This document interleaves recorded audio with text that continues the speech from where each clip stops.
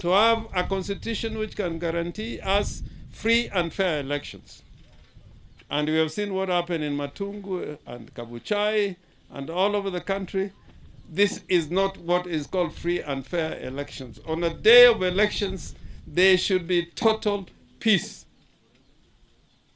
And whereas Harambee House likes condemning politicians, but this time around, I am condemning the administration, the people in the Harambee House and the police, the measures they put in place to ensure that election day in Matungu, Kabuchai, and everywhere where there are by-elections, there was peace. They failed. Because that is their mandate.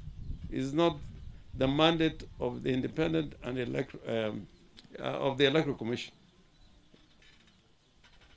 The Independent Electoral and Boundaries Commission. Finally,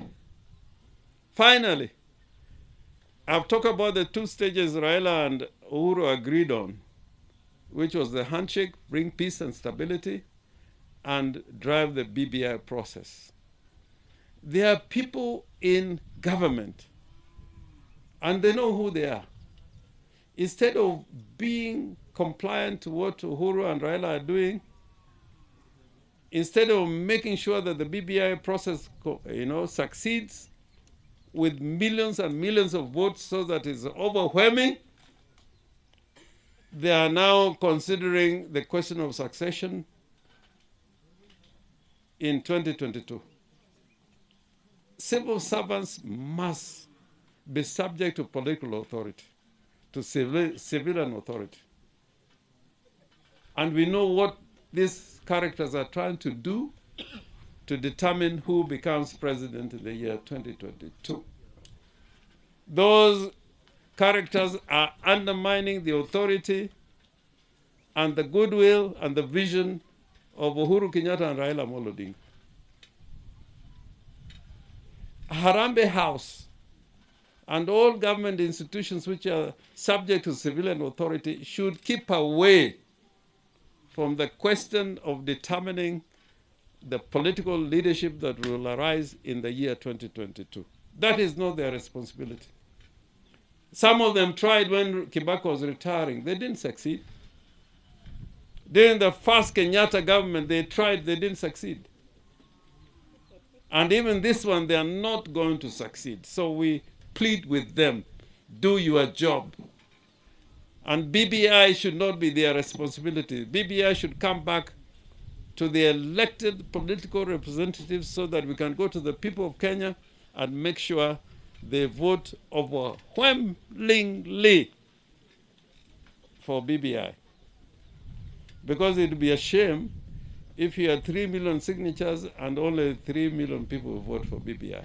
We want to be an expression of confidence, authority, and sovereignty of the people of Kenya that we have elected to change our constitution. Not change, but review it positively for the future of this country. That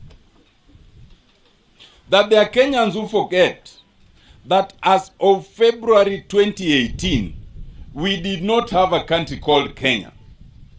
We in the ODM had already mapped out the two sides of Kenya. And we'd already sworn in our own president, Raila Amolo Odinga. And we were committed to a journey of separation. The fact that the Right Honorable Raila Amolo Odinga and His Excellency Uhuru Muigai Kenyatta met and agreed to chart a common path was a good thing for this country, because we would not be talking of a country called Kenya. And there are enough people who do not remember that. There are enough people who belittle that handshake and say that it's just about two people. It is not about two people. It was about a country. We are rightfully and will always remain behind the Right Honorable Prime Minister. And therefore, there are those who think that they can belittle the handshake and introduce other foreign elements and other foreigners and take us elsewhere.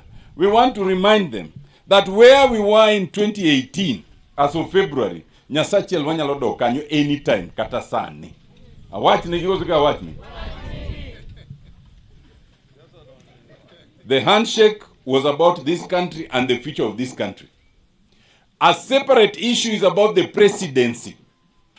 Raila Amolo Odinga does not need the handshake, does not need BBI to ascend to the presidency, because the presidency remains in BBI or no BBI. And we will support him, and the truth is he has always won and they've always robbed us. But this time round, he will win and we will get it.